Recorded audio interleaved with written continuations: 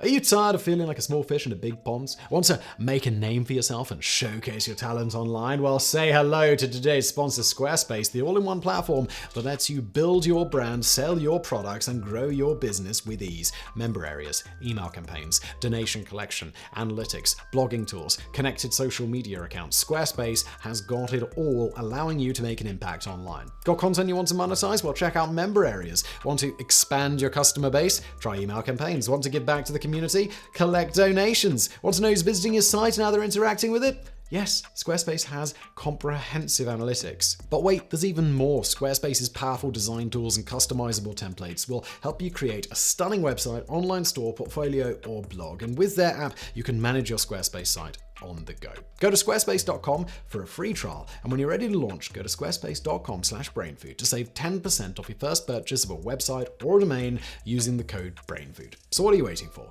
Let's get started with Squarespace today. There's a link below, and now today's video. On March 21st, 2003, in one of the first combat operations of the US-led invasion of Iraq, a combination force of American, British, and Polish troops attacked and captured the Persian Gulf port of Qusar. Throughout the invasion and the subsequent occupation, Qusar would serve as a vital shipping terminal for humanitarian aid, but before any supplies could be landed, the port had to be cleared of mines and other explosives that were left behind by Iraqi forces. This proved to be a daunting task, with the thick mud at the harbor bottom reducing explosive ordnance disposal or EOD teams to grope about in near zero visibility. In response, the US Navy dispatched its most elite diving team to Iraq. Trained for years by the Navy's foremost experts, these divers could plunge more than 300 meters beneath the waves, hold their breaths for up to 15 minutes, and do so all day long without suffering from the bends. Using their highly attuned sensors, they could easily locate foreign objects in even the murkiest of waters, allowing them to clear over 100 mines and booby traps from Qusar within weeks. And what's more, they performed this heroic duty for no greater reward than a snack of fish. As you might have guessed, these superhuman sailors named Macha and Tacoma were not in fact human, but rather bottle-nosed dolphins. For over 60 years, the US Navy has used trained dolphins and sea lions to carry out a variety of specialized missions, from espionage and mine clearance to defending naval bases from enemy divers, using their superior endurance and senses to perform tasks human divers cannot. But while the program has been highly successful, with the animals proving superior to even the most sophisticated drone technology, it has also attracted considerable controversy, with animal welfare activists accusing the Navy of abuse and questioning the ethics of using animals in warfare in the first place. This is the fascinating story of the US Navy Marine Mammal Program. The remarkable intelligence of marine mammals has long been known, with nautical lore abounding with tales of shipwrecked sailors being rescued by dolphins, porpoises, and other creatures. However, it would not be until the mid-20th century that anyone attempted to exploit these abilities for use in warfare. Among the first was Swedish behavioral scientist Valdemar Fellenius, who in 1941 established a facility at Garlo near Stockholm to train a group of harbor seals to locate and mark mines, submarines, torpedoes, and other naval ordnance. While Fellenius' efforts were successful, the Swedish Navy was less than impressed, and in 1943 the project was shut down without the seals ever having been used in the field. In 1959, the US Navy launched its own dolphin research program in an attempt to develop new hydrodynamic shapes and coatings for torpedoes. In the course of this research, Navy scientists noted the dolphins' exceptional intelligence and trainability, and wondered if these could be exploited to perform specialized underwater missions. Thus, in 1962, a special research program was established at Point Mugu near Oxnard, California. Over the next decade, the program carried out experiments with various small marine mammals, including bottlenose dolphins, beluga whales, porpoises, pilot whales, orcas seals, and California sea lions, as well as non-mammal species such as sharks and rays, before finally settling on dolphins and sea lions as the ideal candidates. Not only could dolphins dive down to depths of 300 meters, but their exceptional natural sonar abilities allow them to easily locate objects buried in the sea floor, even in pitch darkness. Sea lions can only dive down to 200 meters, but compensate for this with their exceptional eyesight, speed, and agility. The first Navy-trained marine mammal to be deployed in the field was a bottlenose dolphin named Tuffy, who in 1965 participated in the Sea Lab 2 project, an effort to determine whether humans could live and work under the sea for extended periods. Over the course of the project, Tuffy was trained to ferry messages and supplies between the surface and the pressurized Sea Lab habitat 62 meters below the Pacific Ocean off La Jolla, California. Tuffy was also trained to find and guide lost or injured divers back to the habitat. That same year, the Navy deployed 5 Dolphins to Cam Ranh Bay in Vietnam to carry out underwater surveillance of North Vietnamese naval bases and defend U.S. vessels from attack by enemy divers. This unit would remain in Vietnam until the end of the war in 1975. Based on these early successes, in 1967, the Navy Marine Mammal program was officially classified and moved to a new facility at Point Loma near San Diego. The second facility was also established in Hawaii at the Marine Corps Air Station at Kaneohe Bay. By the 1980s, the NMMP had a budget of $8 million and had trained over 100 dolphins, sea lions, and beluga whales, which can dive deeper and operate in colder water than most other marine mammals. In the late 1980s and early 1990s, Navy dolphins were deployed to the Persian Gulf to defend Bahraini ports, American warships, and Kuwaiti oil tankers against Iraqi forces, playing a small but key role in the success of Operation Desert Storm. With the end of the Cold War, however, the strategic importance of the Marine Mammal program declined, and the unit was downsized and eventually declassified. Yet the Navy's cetacean sailors continued to serve both at home and abroad during the 1996 Republican Convention in San Diego, for instance, where dolphins patrolled the harbor against infiltration by foreign agents or protesters. Today, the Marine Mammal program has a budget of $40 million and employs 77 dolphins and 47 sea lions, as well as 54 civilians, 6 Army veterinary surgeons, 220 contractors, and 22 graduate students. The program's animals, which in Navy jargon are referred to as Advanced Biological Weapon Systems, or ABWS, are divided into 5 teams, designated Mark 4, 5, 6, 7, and 8. Each of these teams specializes in a different mission. For example, Marks 4 and 7 use dolphins to locate and mark underwater mines, with the Mark 4 dolphins specializing in floating tethered mines and the Mark 7 dolphins in seafloor mines. The dolphins are trained to search an area using their natural sonar, then return to their handler using a variety of body movements to communicate the type of object found. They are then given a special marker buoy, which they use to locate the object for inspection and disposal by Navy EOD teams. Mark 8 dolphins also specialize in locating mines. However, they're not trained to mark them. Rather, they are used to find corridors through the minefields and other defenses and guide landing craft and other vessels ashore during amphibious assaults. The Mark 6 team is trained for force protection, using dolphins and sea lions as sentries to defend naval bases against infiltration by enemy combat swimmers. For this task, dolphins are provided with a special device which they are trained to attach to the air tanks of any diver they encounter. The device then deploys a marker buoy fitted with a small explosive charge which alerts defending forces to the swimmer's presence. Sea lions carry a similar device that attaches to a swimmer's limbs using a handcuff mechanism. Over the years, rumors have circulated that NMMP animals have been trained to use special weapons like poison dart guns to neutralize enemy swimmers and, well, cue the jokes about sharks with laser beams. Indeed, in the wake of Hurricane Katrina in 2005, sensational headlines announced that flooding had released a number of armed dolphins from a Navy facility in Louisiana into the surrounding waters, in spite of the fact that no such facility even exists. But while foreign marine mammal programs may employ such tactics, the US Navy has vehemently denied that it trained any of its marine mammals for attack, citing the simple fact that they would be unable to distinguish between friendly and enemy divers.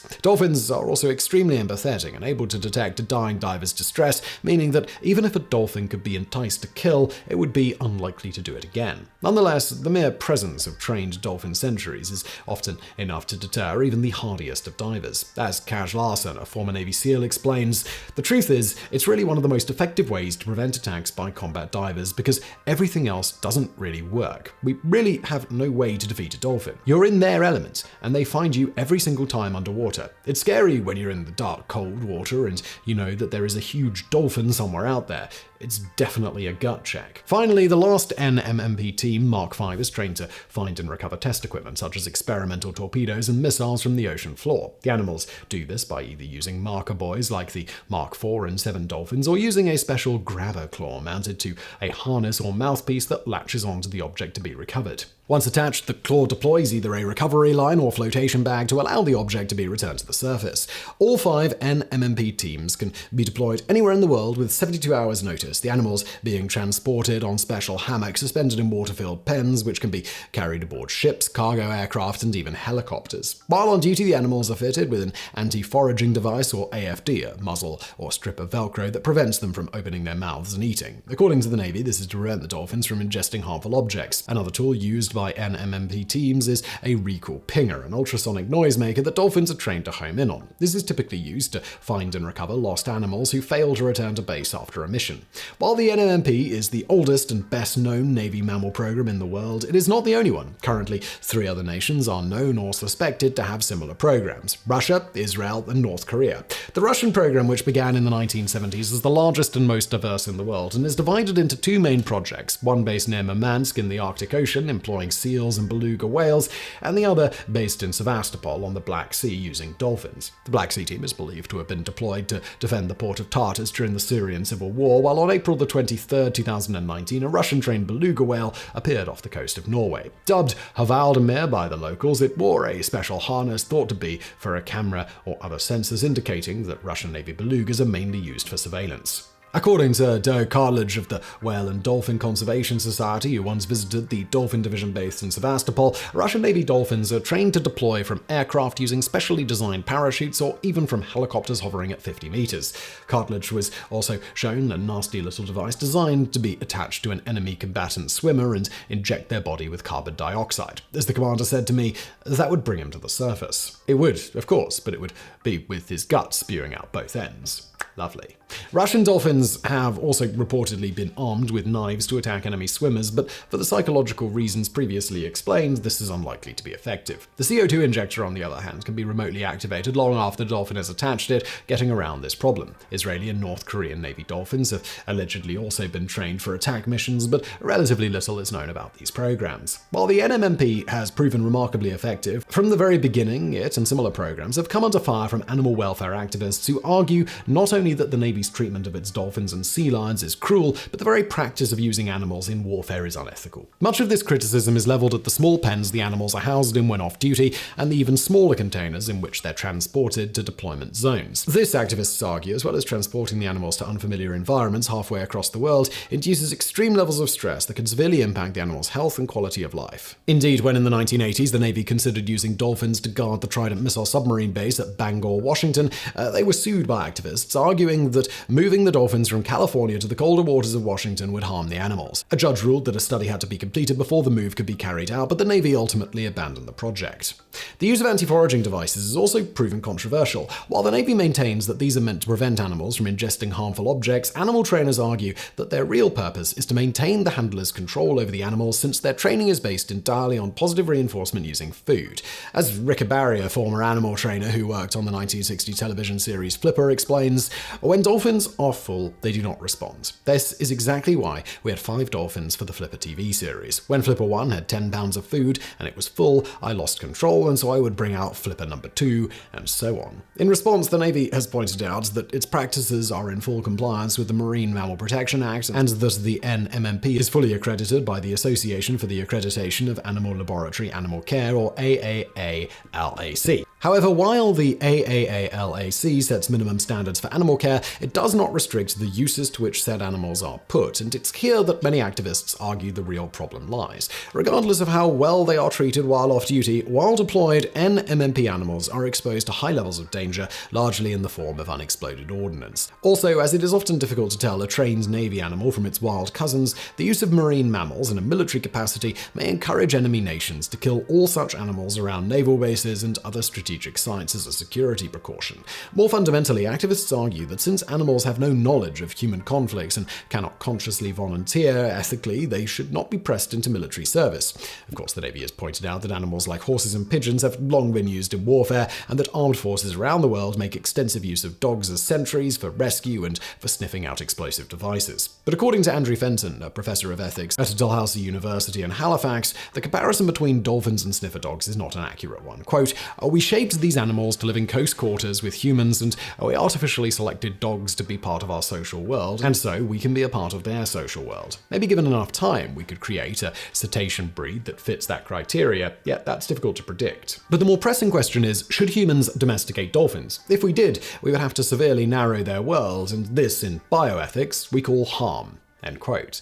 Yet another major controversy concerns the manner in which naval animals are retired at the end of their service lives. During the downsizing of the early 1990s, the NMMP reduced its ranks from 103 dolphins down to 70. In response, the 1992 Defense Appropriations Act, Congress allotted the NMMP $500,000 to develop training procedures which will allow mammals which are no longer required for this project to be released into their natural habitat.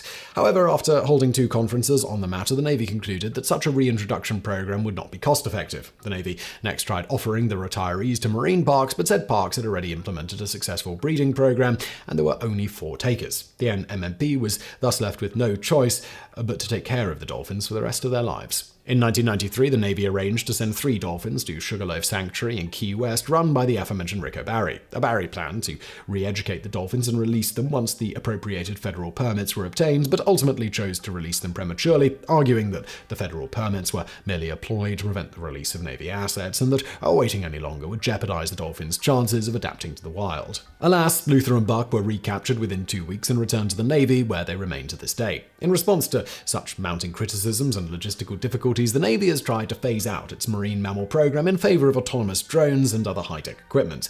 But there's a problem. None of this gear can hold a candle to the extraordinary abilities of dolphins and sea lions. As Scott Savitz, a senior engineer at the Rand Corporation, explains, marine mammals offer so much at a relatively low cost that it seems absurd not to continue to use them, certainly in the near term. We're always 5 years away from supposedly having technology that will obviate the need for having to use the mammals. I question whether we're at that point yet. They have great precision in being able to differentiate objects that are similar to mines or mines themselves from the massive detritus that is on the sea floor in populated areas. Just as we use dogs to find drugs or explosives, there's a lot of benefit for relying on the natural ability of dolphins. We don't need to reinvent something we have a capability for already. Even Rick O'Barry, who has opposed NMMP for decades, agrees, stating, "Dolphin sonar makes our Navy's best sonar system look like a toy." And so the fine-finned friends of the NMMP will continue to serve their country until technology finally catches up with their natural abilities, or until they inevitably depart our planet with a hearty salute of "so long, and thanks for all the fish."